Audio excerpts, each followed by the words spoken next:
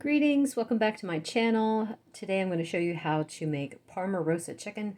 This is one recipe that is very simple. We've been making this since before I even started this diet, and thankfully it was one that we could carry right into when I started keto, ketovore, whatever. Let's get going. Here we go. Stupid easy recipe. I mean, easy enough for me. It's easy enough for everybody. So, start with 1 stick of butter. Honestly, you know it's going to be a good recipe if it starts with a full stick of butter. 1 can of tomato puree. This is 15 ounces. Doesn't have to be tomato puree. You could use just basically any sauce that you want. You might just have to cut down on the seasonings that you add, but I like tomato puree. 4 frozen chicken breasts. I mean, you could use thawed ones too if you want, but I love this because I don't ever have to thaw the chicken first.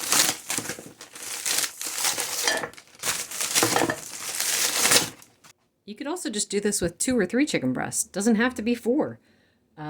Maybe just cut down on the amount of sauce a little bit, but the chicken is going to release a lot of liquid, so that's actually why I can get away with using the tomato puree, because tomato puree is like pretty thick, but with the chicken, the liquid from the chicken and stuff like that, it's going to loosen it up some.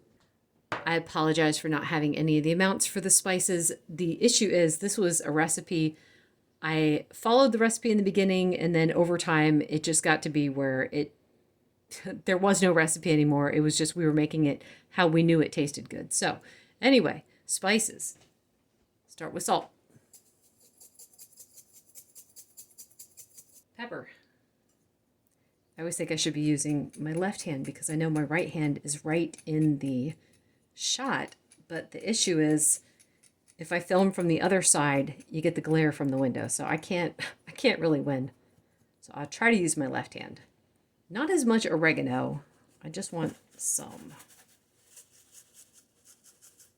I mean, I like the flavor of it, but too much and I get indigestion. Garlic powder.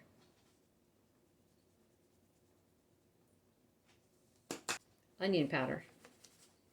A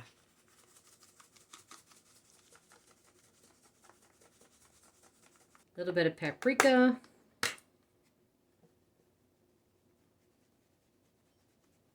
This is optional. Crushed red pepper flakes. Now, this is the simplest version. If you wanted to kick this up a notch, you could saute onions and garlic in some butter and throw that in. We just decided to stop doing that. It's just quicker and easier to do it like this. So anyway, I'm going to put the lid on this. I'm going to let this cook for 1 hour, and then I'm going to come and turn everything over and let it get a little bit more mixed up.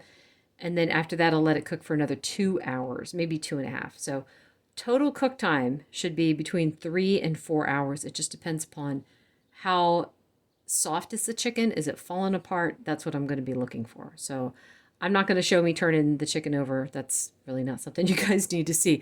But I will be back in 3.5 hours. It's been about 3 hours, a little over 3 hours, and I want to see how... This is not ready yet. Ugh. It should just come right apart, and it's not. So I'm going to give it another half an hour. I'm going to give it another half an hour and come back and check on it then. Let's see where we're at. Woo! Ow. Just know that that's hot, so be careful. Yeah, if you can easily twist the fork in it, it's ready to go. I could even let this go for another half an hour, but dang it, I'm hungry. So I'm going to remove these from the pan. I'm going to start shredding them up a little bit. They're really too hot now, so I'll just shred them a little bit and let them cool while I get the rest of the ingredients together. So I like to scrape down the sides because there's all this flavor. I know it's like, oh, well, that's burnt. No, it's not burnt. This is flavor. So I'm going to scrape it down, mix it in before I move on to the next step. And it's like I start with a hard edge just to get it off and then come in with a spatula.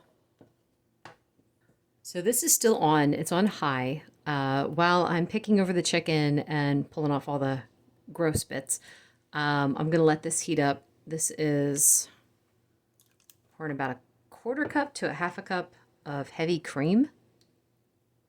And I'm going to let that heat up a bit. And then I'm going to add the chicken back in. Chicken's ready to go back in.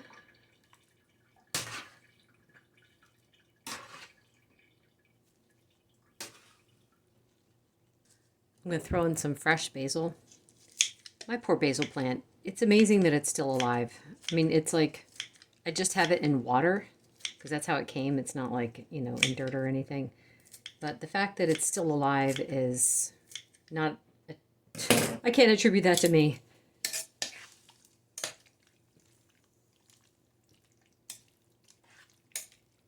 Now I'm going to taste.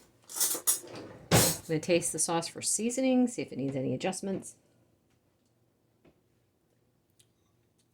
I'm going to say more garlic and more salt. Maybe more pepper. Do you need something, Mom? Is that dinner? Yep. You could try it. You got to test your sugar. Well, it's not done yet, though. It's going to be like another half an hour. Okay. What I'm going to do at this point is I'm going to remove some of this because my two younger daughters do not like a whole lot of cheese. And this is a recipe that is overloaded with cheese. So I'm going to take some of this out and then I'll show you my next step. This is actually why it's called Parma Rosa chicken, because this is about a quarter cup. It looks like a half a cup to me, but according to the weight, it's like 33 grams, which is a little more than a quarter cup of Parmesan. And then plenty of mozzarella.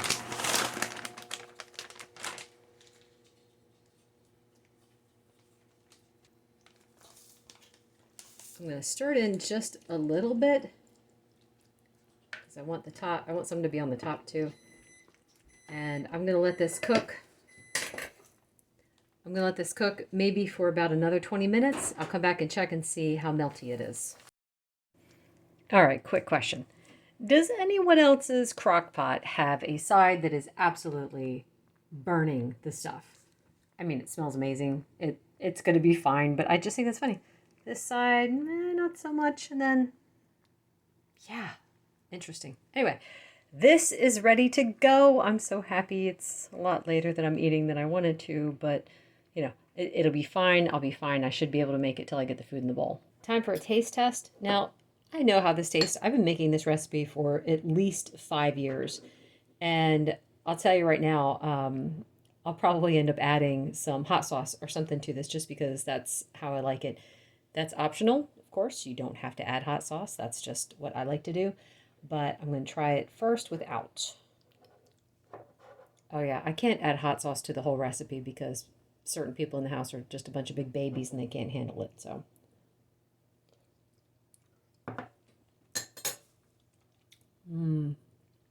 Yummy. I was thinking, I never give like a description like, oh, I can taste hints of this or hints of that. I don't know. That's for chef shows. I'll just tell you that this is really good. You guys saw how easy this was, how fast this comes together. If you can't make it in that time frame of like 3.5 hours, you can put it on low and stretch the time out to about 6 hours, maybe 7 hours. So I don't do it that way, but I know that that's like the theory behind crock pots is you can either do it for 4 hours on high or 8 hours on low. But anyway, that is it for today. Thank you so much for watching. Bye.